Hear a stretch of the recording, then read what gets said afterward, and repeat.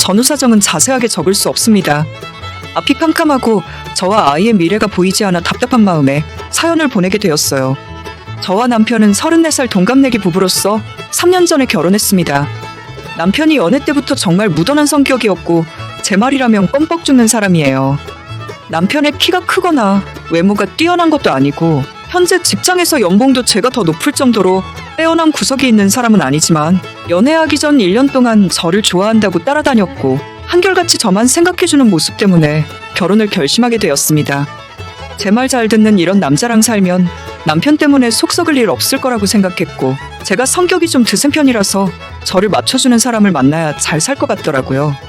그렇게 남편과 결혼을 했고 시댁 형편이 저희 친정에 비해 좋은 편이 아니라서 신혼집은 저와 친정부모님이 준비를 했고 남편과 시댁에서 혼수를 맞춰서 들어왔습니다. 보통 이런 식으로 한쪽으로 기울어진 결혼을 하면 시댁 쪽에서 며느리 눈치를 보는 경우도 있다고 하던데 저희 시어머니는 전혀 그런 거 없으셨죠. 신혼 초부터 제 길을 죽이려고 하시는 건지 우리 집에서 2시간 반 걸리는 지방에 있는 시댁으로 주말마다 내려오라고 부르셨고 사소한 집안일을 시키거나 잔소리도 엄청 하시더라고요.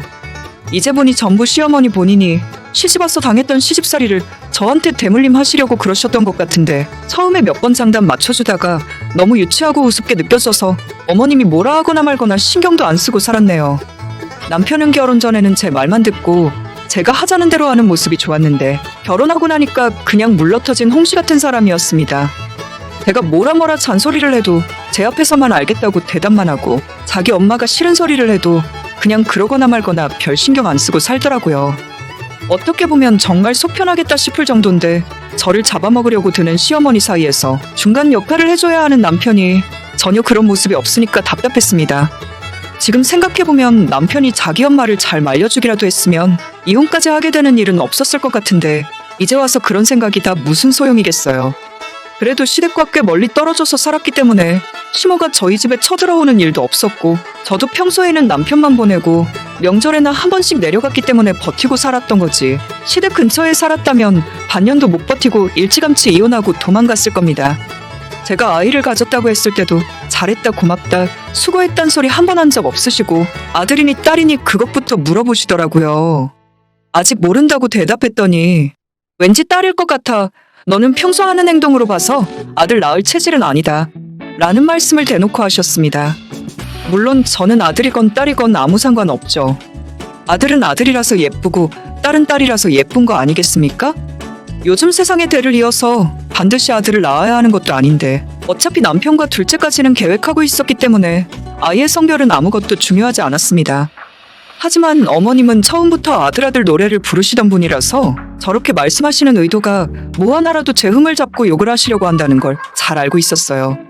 기분은 나쁘지만 그때도 한 귀로 듣고 한 귀로 흘려버렸고 몇 달 후 어머님의 바램과는 다르게 뱃속에 제 아이는 아들이더라고요. 그때도 손자라고 기뻐하시는 게 아니라 요즘 세상에 딸을 낳아야 이쁘다면서 딸 바보라는 말도 모르냐고 핀잔을 주셨습니다. 원래 성품이 저런 분이라는 걸 알았기 때문에 어머님이 그 정도 뭐라 하시는 건 화도 안 났어요. 아이 가졌을 때부터 지금까지 뭐 하나 시댁에서 용돈이나 영양제 하나 보내주신 적 없고 고생했다는 칭찬 한번 들어본 적 없습니다. 오히려 제가 아이 용품 사는 걸 못마땅하게 여기시고 사치 부린다고 하시고 해교하다가 답답한 마음에 친정부모님과 제주도 3박 4일 여행 갔다 온 걸 가지고 산모가 조심할 줄 모르고 생각이 없다는 소리를 하면서 어떻게든 한 번이라도 더 제 욕을 못해서 안달이셨죠. 저는 고부 갈등을 드라마나 영화로만 봤기 때문에 원래 다 이 정도 하고 사는 줄 알았어요. 저희 친할머니는 정말 좋은 분이시고 지금까지 한 번도 저희 엄마한테 잔소리 하신 적도 없는데 우리 할머니가 특이한 거고 원래 시어머니들은 전부 다 사납고 며느리 괴롭히며 사는 줄로 알고 있었죠. 뱃속에 아이가 있을 때도 저 정도였는데 제가 아이 출산하는 날에도 병원에 입원해서 진통하고 있으니까 빠르게 순풍순풍 못 낳느냐고 포근을 하시는 분이 저희 시어머니입니다. 시부모들이 병원까지 올라오진 못했고 남편이 중간중간 상황 보고하려고 전화를 했었는데 시어머니 목소리가 얼마나 큰지 남편이 옆에서 전화를 받으면 그 소리가 다 들리더라고요. 꼬박 하루를 진통을 하다가 결국 산부인과 의사의 판단으로 응급제왕절개 수술을 하게 되었고 그렇게 아이를 낳고 난 뒤에 시부모와 영상통화를 할 때도 고생했냐는 말이 아니라 너는 왜 그 쉬운 애 하나를 못 낳아서 수술까지 하냐면서 돈이 썩어나냐 하셨어요. 안 그래도 수술하고 거동도 불편한 상황에 시어머니의 그런 소리까지 들으니까 너무 스트레스 받고 힘들어서 남편에게 다시는 당신 엄마 전화를 나한테 전해주지 말라는 말까지 했습니다. 아이 출산하기 전 산후조리원은 제 돈으로 제가 알아서 예약해놨어요. 친정엄마랑 둘이 알아보고 저희 집에서 멀지 않은 곳들 중에 가장 시설도 좋고 산모들의 평이 좋은 곳으로 꼼꼼히 사전 답사까지 마친 후에 결정했습니다. 당연히 시부모님 돈 한 푼 들어가지 않았고 제 돈으로 알아서 결제까지 마쳤었죠. 그런데도 제가 출산 후 산후조리원 들어가 있다는 걸 알게 되신 시부모님은 누워있는 제게 연락하셔서 세상 천지에 산후조리원 들어가는 건 한국 여자들밖에 없다며 돈지랄도 여러 방법으로 한다며 못마땅해 하셨습니다. 어머니, 제가 어머님한테 돈 보태달라 한 적 없잖아요. 그냥 제 몸은 제가 알아서 할게요. 저한테 신경 좀 그만 쓰셨으면 좋겠어요. 오죽했으면 제가 전화 받다 말고 시모에게 짜증 섞인 말을 다 했겠습니까? 그랬더니 지금 애 하나 낳았다고 유세 떠는 거냐면서 당장 퇴실하고 환불받으라며 악을 쓰시더라고요. 그러거나 말거나 어차피 조리원은 면회도 안 되는 상황이라서 저를 억지로 끄집어낼 것도 아니니까 나중에 추석 때나 내려가겠다 하고 시모 전화를 끊어버렸죠. 그 뒤로 문자도 오고 시모가 몇 번이나 더 전화를 걸었지만 전부 받지 않았습니다. 이대로 인연 끊고 살아야겠다는 생각이 하루에도 수십 번씩 들 정도였어요. 아무튼 그렇게 몸 아파 죽겠는데 돈은 돈대로 쓰고 어머님에게 욕까지 먹으면서 지내는 도중에 저한테 말 한마디 없이 시어머니가 산후조리원까지 저를 찾아오셨습니다. 그때가 조리원 들어오고 2주 정도 지났을 때였는데 아직 몸 회복도 하나도 안 되고 기운도 많이 딸리던 시기였죠. 외부인이 조리원 안으로 들어올 수는 없어서 건물 1층에 있는 카페에서 만났어요. 시모가 말은 더럽게 해도 태어난 손주가 보고 싶어서 오셨구나 생각했는데 제 얼굴 보자마자 한다는 소리가 그럼 우리 아들은 혼자 집에서 밥 차려 먹고 지내는 거니? 상전났다 상전났어. 네 남편은 밥을 먹는지 라면을 먹는지도 모르면서 너만 호텔방에 누워있으면 다니? 라고 하십니다. 아무리 시모라지만 몇 달 만에 보는 거고 아이 낳고 처음 얼굴 보는 건데도 보자마자 이딴 소리를 하시니까 또다시 악을 떼게 되고 제가 기운이 없어서 그런지 머리까지 어질어질 하더라고요. 그런 말씀하실 거면 그냥 돌아가시라 하고 일어서서 돌아서려는데 어머님께서 잠깐 기다려보라 하시고는 손가방을 뒤져서 은행봉투를 하나 꺼내주셨어요. 얼떨결에 받긴 받았는데 어머님이 나한테 고생했다고 용돈 주시려고 오셨나 싶어서 말씀은 저렇게 험하게 해도 속은 따뜻하신 분이셨나 싶었습니다. 방금 화내고 일어났던 것도 약간 민망해지고 아무리 못된 시모라지만 돈 앞에서는 마음이 사르르 녹는 기분이었는데 봉투를 받아들고 보니 뭔가 좀 이상하더라고요. 아무리 만져봐도 그 안에 돈이 들어있는 느낌이 아니고 뭔가 묵직했어요. 뭔지 싶어서 봉투를 열고 안을 들여다보니 작은 명함 같은 알록달록한 종이들이 여러 개 들어있었습니다. 어머님이 보는 앞에서 카페 테이블에 봉투를 거꾸로 쏟았는데 차르륵 하는 소리와 함께 10장도 넘어 보이는 명함 사이즈의 전단지들이 들어있었고 가까이 들어서 확인해보니 전부 일수 대출이라고 써있는 종이더라고요. 어머니 이게 뭐예요? 황당한 마음에 물어보니 시모가 벙친 제 표정을 보고 재미있다는 듯 웃으면서 워낙 너가 사치가 심해서 돈 필요할까봐 주워왔지. 왜? 내가 너한테 용돈이라도 줄 거라고 생각했니? 하시는데 뭐 이런 사람이 다 있나 싶고 너무 어이가 없고 화가 나서 이런 장난 하나도 재미없으니까 다신 찾아오지 말라 소리치고 조리원으로 올라갔습니다.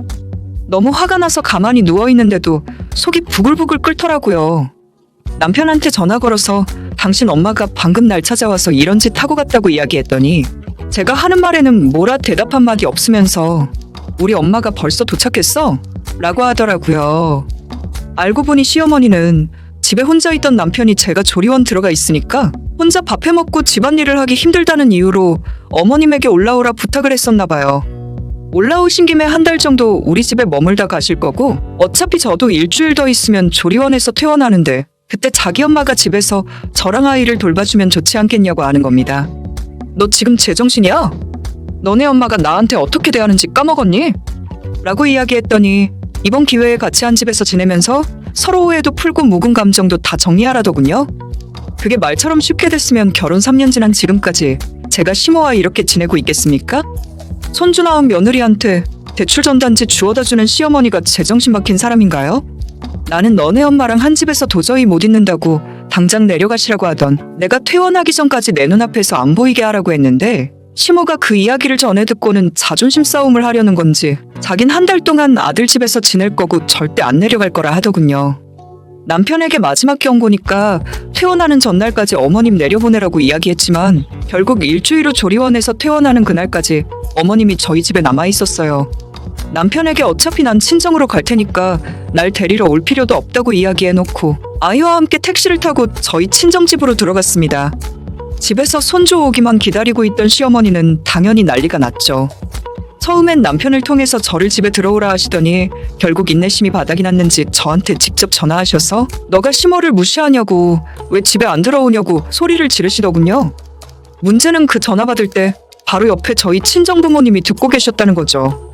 당연히 엄마 아빠는 이게 무슨 소리냐고 제게 물으셨고 그동안 있었던 일들을 전부 부모님에게 다 이야기했습니다. 시모가 대출 전단지를 가져다 준 것까지 전부요. 그 이야기 들은 친정부모님들은 당연히 화가 머리끝까지 나셨고 내 딸이 왜 그 집에서 이런 취급받으며 살고 있었냐고 분통을 터트리시더라고요. 저도 인내심의 한계를 느끼고 헤어질까 말까 고민을 하고 있던 참이었는데 이제 막 태어난 아이가 너무 불쌍해서 차마 이러지도 저러지도 못하는 중이었습니다. 친정아빠가 아이는 우리가 키워주면 되는 거고 그런 인간들이랑 상종하지 말라면서 이혼하라 하셨고 저도 부모님이 그렇게까지 말씀을 해주시니까 결심을 하게 되더라고요. 남편에게 너부터 시작해서 너네 집안 식구들 얼굴 다신 보기 싫고 이혼하겠다 말했어요. 아이는 내가 키울 거라 했더니 남편 옆에서 전화를 받아든 시어머니가 그게 뭔 말 같지도 않은 소리냐면서 당장 손자를 데리고 오라고 소리소리를 치셨어요. 그러거나 말거나 저도 이젠 갈 때까지 간 상황에 눈치 볼 것도 없고 조심할 것도 없었죠. 그 집은 내 돈으로 산 내 집이니까 당신이나 당신 아들 데리고 당장 꺼지라고 소리 질렀고 내일까지 짐 다 빼서 안 나가면 강제로 퇴거 조치할 테니까 그렇게 알라했습니다. 시모와 서로 쌍욕 섞인 전화통화를 한참 한 뒤에 나중에 남편이 제게 따로 연락해서 자기가 미안하다고 어머님은 오늘 저녁에 시댁으로 내려보낼 테니 집으로 다시 돌아오라 하더군요. 너 아직도 분위기 파악 안 됐니? 너는 그 말을 적어도 오늘 아침에 조리원 퇴원하기 전에 나한테 했어야 하는 거야. 라고 말하고 일단 집에서 너가 가져온 짐부터 다 빼고 이혼 준비하라고 했어요. 그 후에 시모가 집에서 안 나갈 거라고 난리치고 있는 걸 저희 부모님이랑 경찰까지 부르고 찾아가서 다 쫓아내버렸고 살던 신혼집은 바로 부동산에 전세 내놔달라 말씀을 드렸습니다. 남편은 저한테 아무 말 못하고 미안하다는 소리만 할 뿐이고 시모는 자기 손자 내놓기 전까지는 절대 이혼 못하겠다 하더라고요. 그래서 지금은 이혼 소송 진행 중이에요. 어차피 집도 제 명의의 제 집이라서 남편만 쫓아내면 끝이고 원래부터 돈 관리는 각자 따로 하고 있었기 때문에 재산 분할이고 자시고 할 것도 없네요. 당연히 아이는 제가 키울 수 있을 거라 생각해요. 남편은 이혼하고 나면 다시 결혼 전처럼 혼자 회사 근처 원룸을 얻어서 지낼 것이고 사실상 시부모가 아이를 키워줄 수도 없는데 제가 키울 수 있게 되겠죠. 당분간은 친정에서 부모님과 함께 살면서 도움을 받을 생각입니다. 남편에게 양육비까지 다 뜯어낼 생각이고 시모한테는 전화로 욕 들어먹었던 거 전부 녹음했다가 모욕죄로 고소장을 날렸어요. 변호사님 말에 따르면 전화로 한 이야기라 처벌까지는 받지 않을 것 같다 하시는데 시모 나이 60평생 고소장을 받아본 적은 처음이겠죠. 남편 착한 거 하나 믿고 결혼했는데 시모가 전할 일을 칠 줄은 누가 알았겠어요? 무식해도 정도가 있지 자기 아들 신세 망치는 건 본인이라는 걸 왜 자기만 모르고 있을까요? 34살에 갓난 아이 키우면서 졸지에 이혼녀 딱지 달게 되니까 제 기분도 마냥 좋지만은 않은데 지옥 같은 시모에게서 탈출한다고 생각하니까 이제 좀 숨통이 트이네요. 빨리 다 마무리하고 아이에게만 집중하고 싶네요. 저희 부모님들이 저런 사람이 아니라서 얼마나 다행인지 모릅니다. 오늘의 제 이야기는 여기까지입니다. 구독과 좋아요, 알림 설정 부탁드립니다. 다들 행복하시고 좋은 하루 보내시길 바랍니다.